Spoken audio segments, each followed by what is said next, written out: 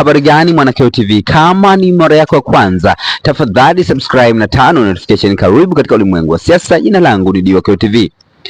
Anna Tibaijuka ni mmoja ya wanasiasa wa kongwe kutoka nchini Tanzania ambao wana uzoefu mkubwa sana katika masuala mbalimbali ya kidiplomasia. Anna Tibaijuka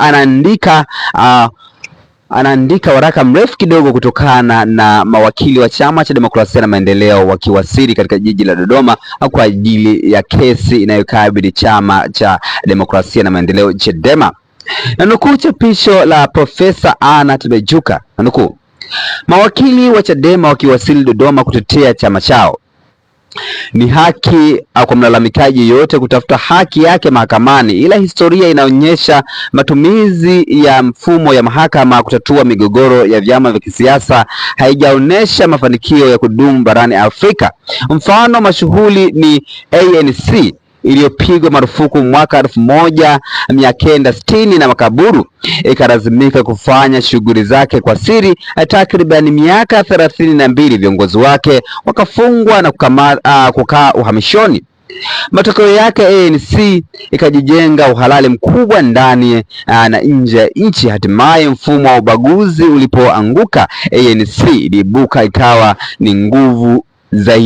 na nguvu zaidi na kushinda uchaguzi wa kwanza wa kidemokrasia wa mwaka 1994 nchini ya uongozi wa Nelson Mandela.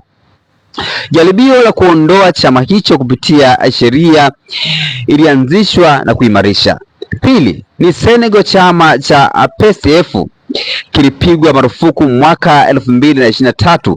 Hatua hiyo iliyochochea hisia za wananchi dhidi ya kile kilichoonekana kama ni ukandamizaji wa kisiasa, na mwaka mmoja tu baadaye, mwaka 2024, viongozi waliohusishwa na chama hicho walishinda urais. Tukio hilo lilionyesha jinsi hatua za sheria zinavyoweza kubadili chama cha upinzani kuwa alama ya mapambano ya kisiasa. Tatu, Gambia. Wakati wa utawala wa Yahya Jammeh, vyama vya upinzani vilikumbwa na vizuizi vikali, ikiwa ni pamoja na kupigwa marufuku. Hata hivyo, vyama hivyo vilijipanga upya, vikaungana, hatimaye kushinda uchaguzi wa mwaka 2016. Hivyo basi, ukandamizaji hauondoi nguvu zao, bali wawe na mshikamano zaidi. Tanzania tunatambuliwa kuvisaidia vyama vya ukombozi wa Afrika hadi uhuru wao, huku vikiwa vimepigwa marufuku na tawala za kikoloni, ikiwa ni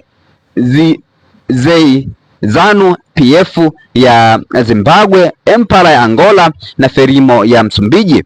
Matumizi ya mahakama katika ushindani wa kisiasa haulipi. Ushauri wangu, tujisahihishe ndani na nje ya vyama vyetu. Kushindania uongozi bora, hasa wakati huu. Tunahitaji maridhiano na mshikamano ili kuleta taifa letu pamoja. Hayo ni maneno ya busara kutoka kwa